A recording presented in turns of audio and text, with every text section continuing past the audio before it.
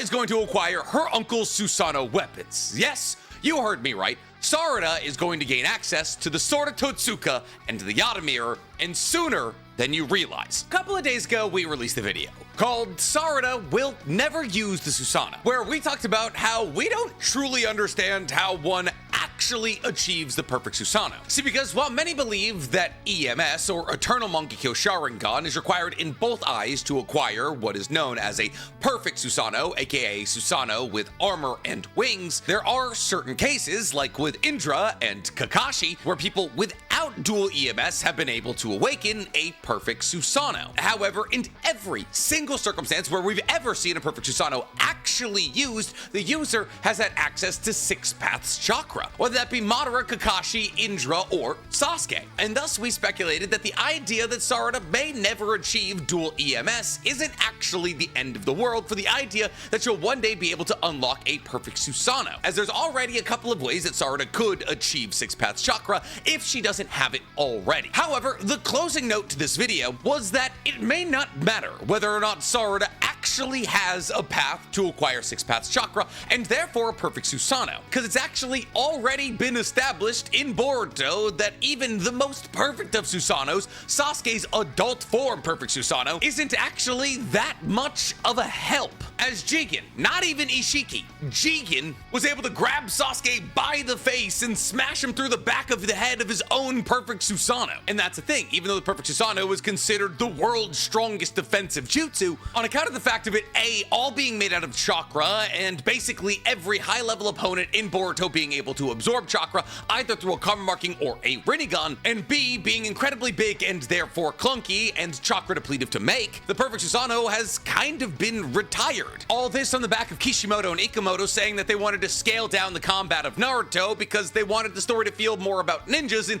less about chakra mechs. And thus in this video, while I highlighted that there is a possibility that Sarada could one day access a perfect Susanoo, I don't think she'll ever use it in the way that we think she will, but rather she'll access the powers of her Susanoo in a way that's only ever been hinted at in promotional material created for the Naruto Top 99. Some of you are probably wondering what I could possibly be talking about right now. Well, I believe that Sarada will be the first ever Uchiha to be able to equip the weapons of her Susanoo without fully making her Susanoo. And I believe there is a fair to good shot that those weapons that she's able to equip are that of her uncle's Susanoo, the Sword of Totsuka and the Yata Mirror. Now, if this sounds insane to you, just wait a second, because I got some evidence. But before I get to telling you all about how Sarada's gonna unlock her dead uncle's weapons, guys, please, for me, like this video, subscribe to the page, and hit that noti bell. And if you guys are looking for one additional NC Hammer 23 video a week, go ahead and find my Naruto reaction series using the 4th wall link in my description below. We're on to the Chunin exams. But before we get into all that, so we gotta talk about our favorite recurring sponsor to the page, Fume. Have you ever caught yourself reaching for a bad habit without even realizing you were doing it? Maybe it's because you were stressed or bored, or maybe because you wanted to fit in. Well, that's where Fume comes into play. See, Fume understands that it's not always about quitting, but sometimes about replacing. And that's where Fume comes into play, because Fume offers you a simple and enjoyable way to break away from bad habits, while still having something satisfying to reach for. See, Fume is an award-winning flavored air device that delivers great taste without any harmful chemicals. Instead of inhaling vapor, you simply inhale air, mixed with natural, non-toxic flavors that combine on the way in and satisfy that itch. And whether you're looking to keep your hands busy or your mouth busy, Fume's premium wood design, fixed with its fidget aspects, make it a fantastic fidget toy. This right here is my personal favorite. It feels premium in your hand. It's easy to take anywhere, and even easier to personalize. See, Fume offers a litany of different flavors, spearmint being my personal favorite. It's refreshing, it keeps me sharp, and I genuinely think it makes my breath smell better. But if you're not into minty flavors, there's literally an option for everyone. So what are you waiting for? Over 500,000 people have already chosen Fume in their journey to better choices. And if you're ready to try it, now is the time. For a limited time, if you order the Journey Pack using code NCHammer, you'll get a free Fume Topper, an awesome accessory to level up your Fume experience. So click the link in my description below, or go to tryfume.com/NCHammer, or scan the QR code on screen right now to get yours today. So, Nick, the Naruto Top 99, that's not something you've brought up in a while, so why are we bringing it up now? Well, because it's relevant, at least today, for a couple of reasons. Now, for those of you who don't remember, the Naruto Top 99 was a worldwide popularity vote put out by the Naruto team, where the entire world was told to vote for their favorite character with the idea that their favorite character would get a spin-off manga. And over 4.5 million people cast their vote in this popularity contest, which eventually concluded with Minato coming out in first place, and thus us getting the story of how Minato created the Rasengan. However, a secondary part of the Naruto Top 99 votes was the fact that Kishimoto stated that the top 20 characters who won this popularity contest would get drawn in a special Kishimoto drawn graphic. And thus, that is exactly what happened. Not only did we get 21 characters because Kishimoto wanted to draw Kurama in the background, drawn in colored style from Kishimoto, we also got toy drops in both chibi form and in full statue form for all of the art styles drawn by Kishimoto in this graphic. And thus, rather sickly, we got additional art for some of the community's favorite characters, like Jiraiya, Tobirama, Sakura, Itachi, Minato, and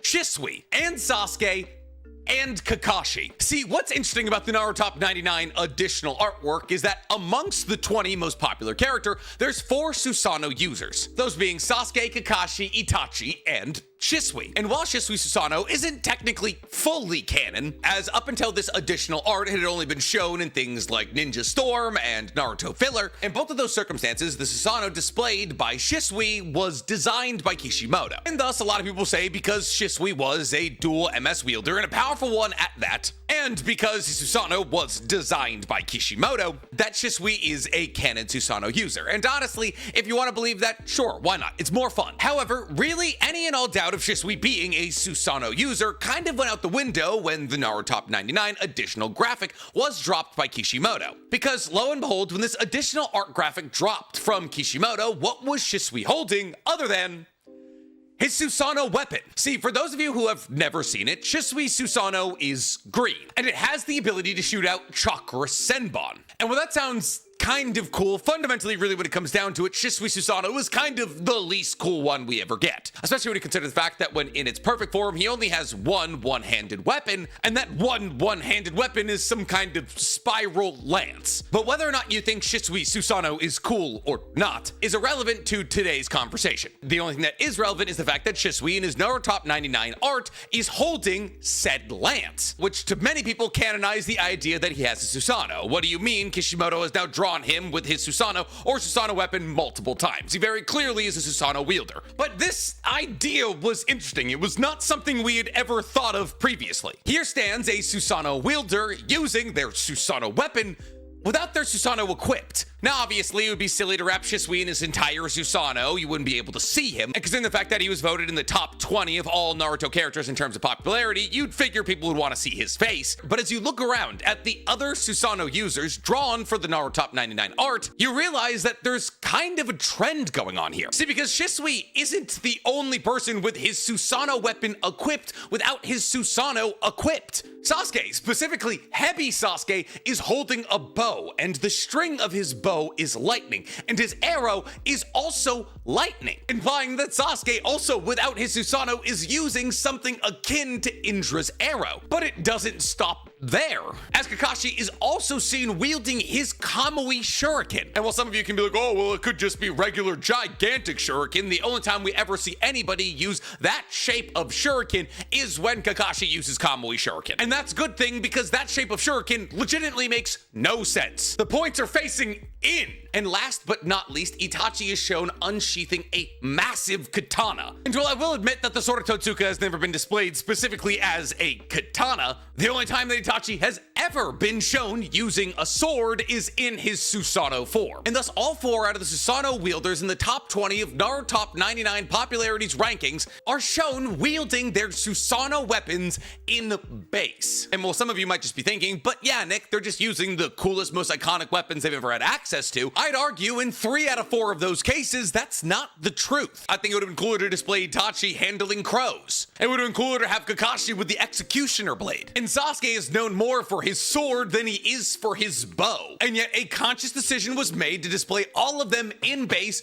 with their Susanoo weapons. And thus, what if all of this art that was made relatively recently was a way to display to us what new gen Susanos may look like? I mean, like we already touched on, the Susanoo was established as irrelevant in the grand power scheme of Boruto and Jigen and Sasuke's fight. Boruto as a story is trying to return to Kenjutsu and Taijutsu, something that can't be accomplished with a 300-meter tall Susanoo, but something that can be accomplished with a much smaller variation. See, the biggest version of the Susanoo is too big and too cumbersome, while also not really allowing the user to extend their body outside of it, as even in the smallest variation of the Susanoo ribcage, if the user wants to use the Susanoo ribcage for anything that's not pure defense, they either have to launch an ninjutsu from the ribcage or grow a skeletal arm on the outside of it that's sometimes equipped with a weapon. But even then, you're limiting yourself to only being able to attack with that one arm. So what if the Susanoo is to go even smaller than the ribcage? What if the Susanoo were to take a form more comparable to that of Gaara's sand armor than that of previous Susanos? See, because while we've talked about the Susanoo being the perfect form of defense for years now, Gaara's sand armor, and I'm not talking about his mother's sand that defends him without him doing anything, I'm talking about the actual layer of sand he wears on top of his skin to act as armor, is a close second for best defensive jutsu in Naruto. I mean, it's allowed for Gaara to tank shots from 5th Gate Lee, multiple high-level opponents in the 4th Great Shinobi World War, and Momoshiki. On top of that, it doesn't slow him down, it's non-absorbable, at least so far as we've seen, and it doesn't hinder his ability to be in taijutsu fights. So while his sand armor probably couldn't block a lot of the things that a perfect Susanoo could block, in a Boruto universe, where speed and not having your defenses be reliant on the usage of chakra, as something like a perfect Susanoo can be absorbed while sand armor can't, it's actually a much more reliable form of defense than even a perfect Susanoo.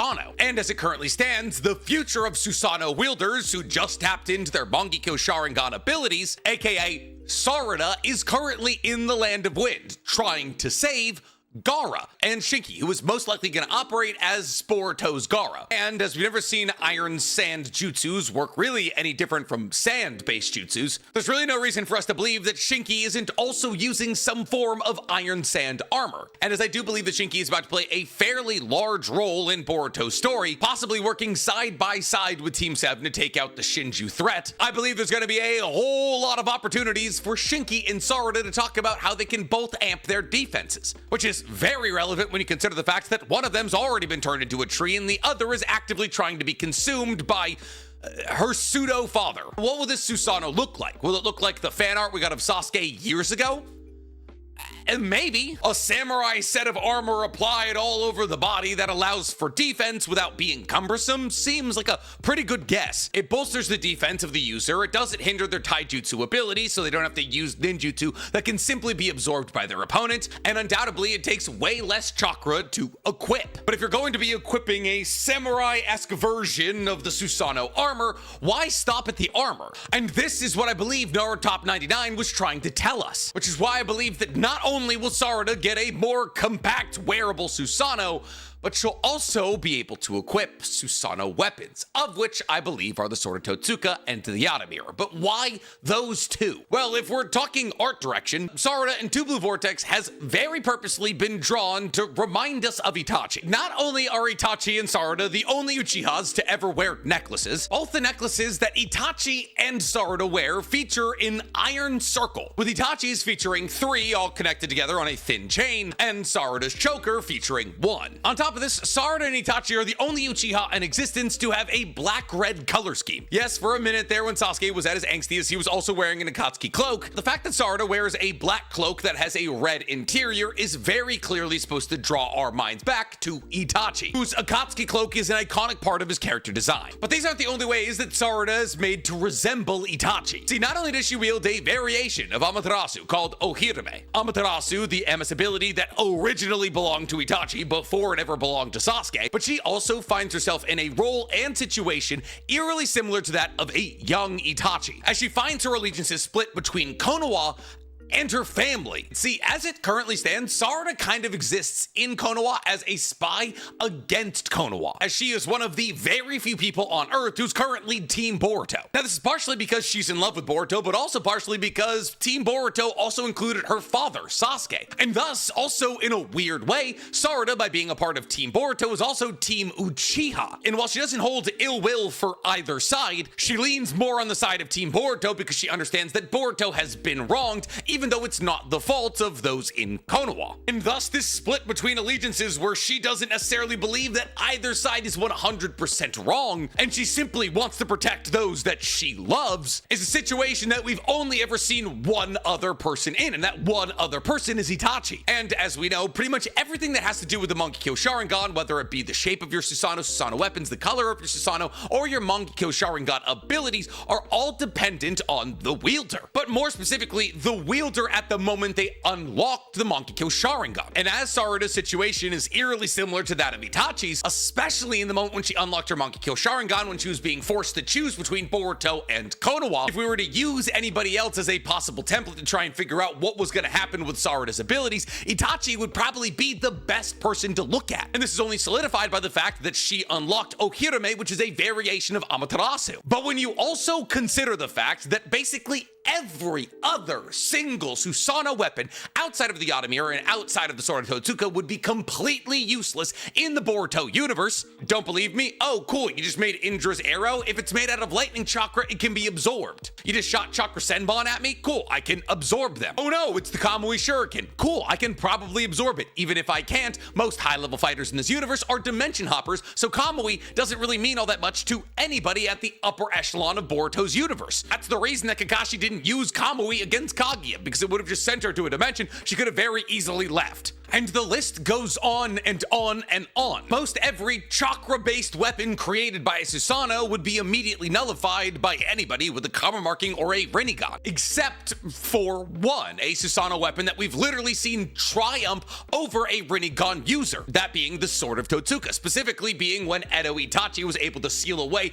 Edo Nagato, a Rinnegan user, with that sword. Now, this required a little bit of the element of surprise, but still, there is a literal track record of somebody who can absorb chakra being sealed away with the Sword of Totsuka. On top of this, sealing and Fuinjutsu have become massively important in the Boruto universe. In a world where the Shinju, even after being destroyed, can have their soul thorns fly back to some kind of base and be completely reconstructed, being able to seal those kinds of beings away into a possibly inescapable dimension we don't actually know, like the realm of drunken dreams, would be an insane ability for Sarada to have. Now, yes, there is a possibility that the realm of drunken dreams is technically an escapable universe like Kamui, but considering the fact that the realm of drunken dreams is often talked about as an endgame, where your soul is cast down into it and you spend the rest of eternity nauseatingly dizzy, it's somewhat safe to assume that if somebody is thrown into the realm of drunken dreams, that's GG's. Now, sure, Orochimaru is able to escape the realm of drunken dreams, but that may be because Itachi dies. Now, as to what that means for Nagato's soul, we can't really say. But regardless, a sword that has previously worked on a Rinnegan user who was able to absorb chakra and seal away people at least as powerful as full-strength Edo Nagato, which is the strongest iteration of Nagato we've ever seen, would be a crazy buff for Sarada that would work very well within the context of Boruto's power scheme. Now, the real question here, and the one that I believe has a less solid answer, is would Sarada also get the Yata Mirror? And honestly, on this one, I can't say I know for certain. See, Itachi got the Totsuka Blade for the same reason that he got Tsukiyomi. He was a pacifist, and he needed to end fights quickly, and thus he needed something quick and efficient to take people out of the fight so he wouldn't have to truly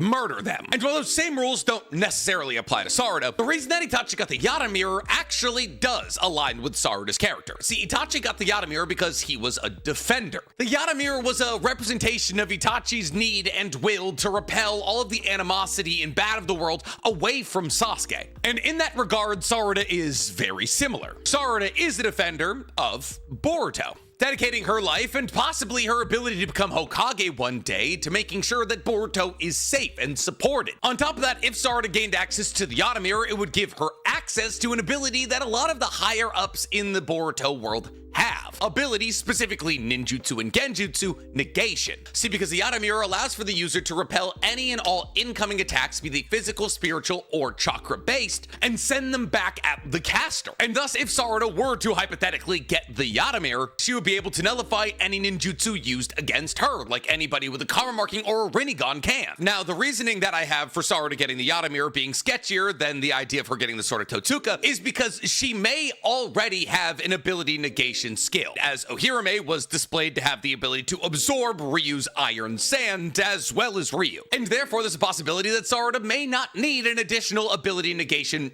ability, as simply by using Ohirame, she may be simply able to negate any and all incoming ninjutsu, and possibly any and all incoming taijutsu. But regardless of whether or not Sarada does get the Yata Mirror, I am fairly certain that her approach to Susano will be massively different from anything we've ever seen. And I believe that Himawari is living proof of that fact. See, it's already been established that Himawari is different from any other Jinchuriki in the history of Jinchuriki, with Jura himself saying that Himawari is closer to him, a Biju, than any other human or Jinchuriki. And this is displayed in the fact that when Himawari uses Kurama's chakra, she doesn't manifest a chakra cloak or tails, her hair just lifts up into 9 tails. Like Kushina, her strength massively increases, her regeneration hits Hashirama levels, and she's able to fire tailed beast balls while still in what appears to be a base form. And thus, if Himawari exists as living proof that we're not going to be getting Jinchuriki chakra mechs moving forward, then why wouldn't the same rationale apply to the future generation of Susanoo wielders? But who's to say? Sarada is currently unconscious from using her Mangekyo Sharingan just once. So there may still be a long time before we ever see whatever iteration of Susanoo she does end up using. But when that Susanoo does come around, what do you guys think it will look like? Tell me about it in the comments below. And while you guys are down there, please, for me, like this video, subscribe to the page, and hit that noti bell. Man, I want to see Himawari go crazy again. I feel like it's been too long since we've had a Hima chapter. And a special shout out to Fume for sponsoring today's video.